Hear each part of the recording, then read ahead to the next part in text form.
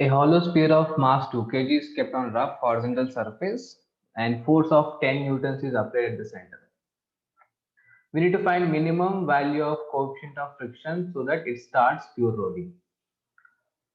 So since it is pure rolling, we can say that surface is at rest, surface is not moving here.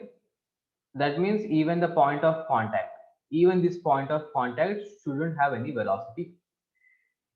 So we can apply torque about this point because its tangential velocity as well as tangential acceleration both are zero about this point. And this point is our instantaneous axis of rotation. Since that point is a inertial point, we can apply torque about this point. So I'm trying to apply torque about this I over. So if you extend this force F, so this is the line of force. Now this perpendicular distance I need to find out.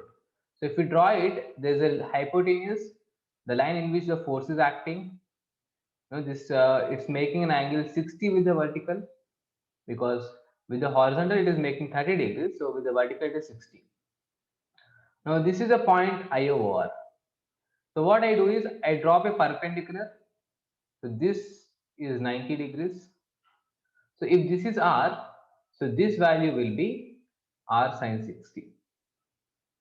So I'll apply torque about instantaneous axis of rotation, which is equal to moment of inertia about instantaneous axis of rotation into alpha. Now torque is force into perpendicular distance, that is F into perpendicular distance is R sine 60, which is equal to or moment of inertia about instantaneous axis of rotation.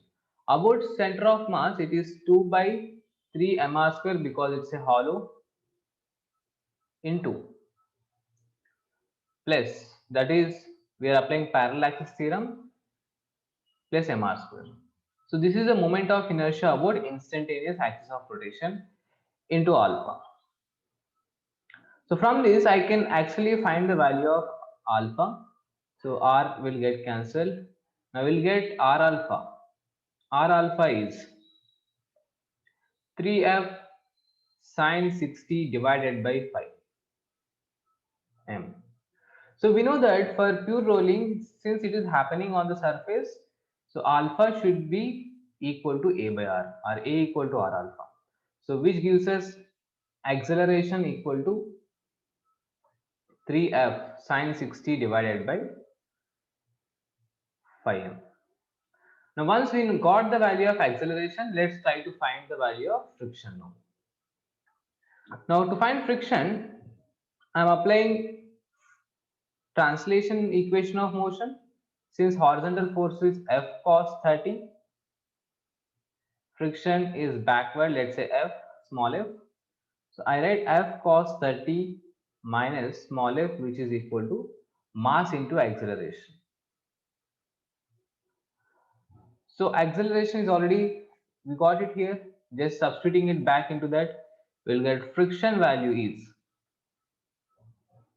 F cos 30 minus 3f sine 60 divided by 5.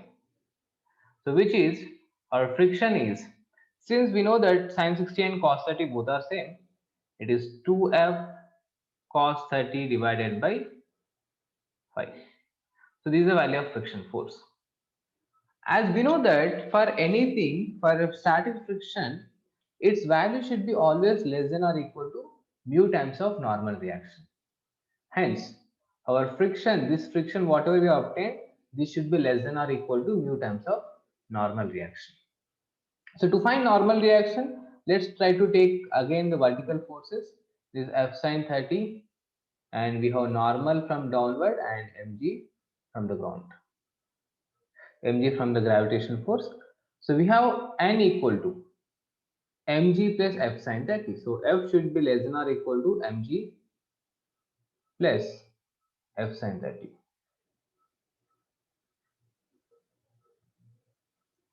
So friction substitute back 2f cos 30 divided by 5, which is less than or equal to mu mg plus F sin 30.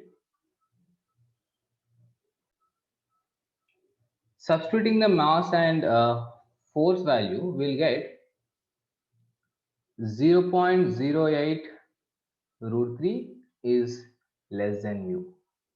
It means our coefficient of friction should be greater than or equal to 0.08 root 3. So for minimum value, we almost take that they are equal. So equality holds good for minimum value.